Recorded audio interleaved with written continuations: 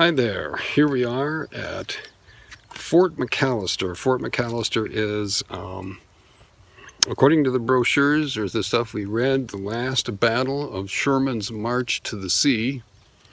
I'm beginning to think that Sherman was, well, let's say he would fit, let's just not say anything. Okay, Sherman was not a nice man. Supposedly this was the last battle of his march to the sea, and it's a pretty interesting place. This is all built up earthworks, so it was pretty impregnable. In fact, there was a huge naval battle here that went on, and what? I was just going to walk over that way. So anyway, there was a huge naval battle here, and fought for some time, and finally they just decided to hell with it, and everybody quit. Let me show you the place a little bit. You might see that the bugs are really bad. See them flying around mixed hat and all around here. Here's the earthenworks. There's Mick with flies on her hat. More earthenworks. Oh, this is a pretty interesting place. Sticks up here. And what show sticks? They built up like giant punji sticks and put those up to keep so the Union couldn't ride horses in. Pretty interesting stuff.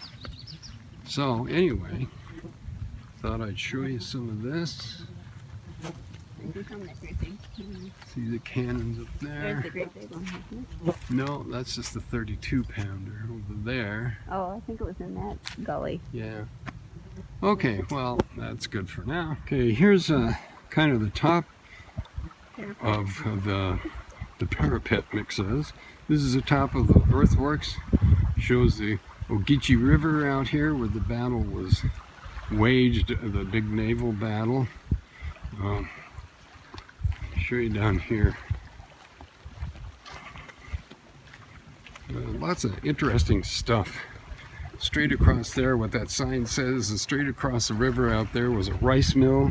This was originally a rice farm, and that's where Sherman sat and watched the battle take place. Watch a whole bunch of his soldiers die and some Confederates die too. Anyway, just wanted to show you one of the guns that was here. Okay, just wanted, I mean, you know, there's always people who are cat lovers and stuff, and they got stuff about their cats. Well, the cat here was killed during one of the huge naval battles, and the mascot cat was killed, and everybody mourned the cat. This is one of the 32-inch cannons. This is one of the larger cannons. It was a big one, taking aim on that cowardly Sherman. This is a picture of some of the stakes they set out. This is where the officers would have stayed. This is where the non-commissioned officers would have stayed. Pretty simple quarters, hay for mattresses. Pretty simple. And last but not least, this would have been filled with tents where all the regular old soldiers stayed. So anyhow, that was Fort McAllister. That's where we went today. That's the park that we're staying at, and it was a very interesting place. I highly recommend coming here. The park is meh, but I think actually this park got hit with some pretty heavy weather. There's a lot of trees down, and they're doing a lot of work around here, and I don't think it's just clearing it off because they want to log it or whatever. I think it's, you know, due to storms. It's not a bad place. It's pretty nice. The campsites are pretty crowded into each other, and it's very, very busy. But other than that, it's okay. But the fort is well worth going. It really is.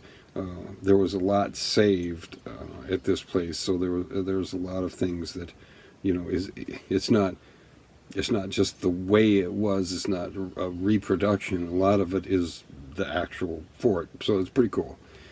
So I suggest you come and take a look. All right, this is Steve. See you later. Today we are going on a tour of Savannah, and hopefully I will remember to take some pictures of Savannah and stuff as we go so you can see what it's like. So here we go. Charleston has 24 different squares in it, and this one is a picture of Mr. Oglethorpe, who founded Savannah. Here is a lot of statuary, a spitting lion. Here's some kind of a merman kind of thing. And this is that fountain that the merman is in. Lady dipping or something. And there's some sort of a sphinx. We weren't sure what this lady was or what the heck it was. This is the cotton exchange here with a griffin out front.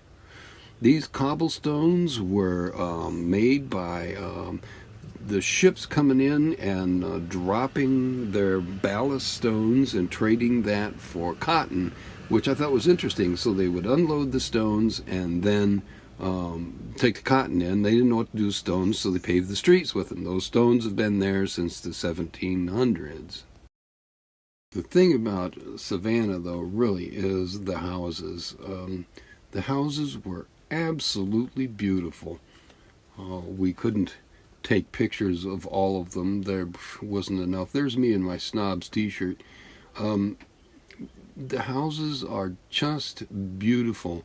When Sherman marched to the sea, he did not burn Savannah, and so these houses are antebellum, before the Civil War. Yeah, it's a house. These are just amazing houses. Now, the place where Mick is standing was a place where the brokers for cotton would stand and look down from that spot, or various spots around that were like that, and bid on cotton. Back to some more houses, beautiful places. And ever heard of Keeping Up with the Joneses? This is Jones Street. That's where that came from.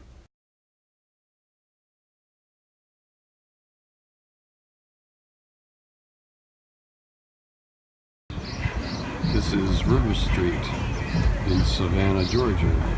Really pretty cool place. Very interesting shops and stuff.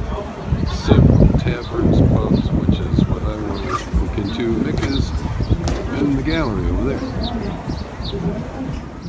These stairs that you see Mick standing on are original stairs. They were huge. Each step up was almost 3 feet high. It was amazing. It just was, I don't know how they ever did it up and down those stairs every day. This is one of the churches in the area. This is the Catholic Church. It was absolutely gorgeous. There are many beautiful churches in the area, and this is just one of them.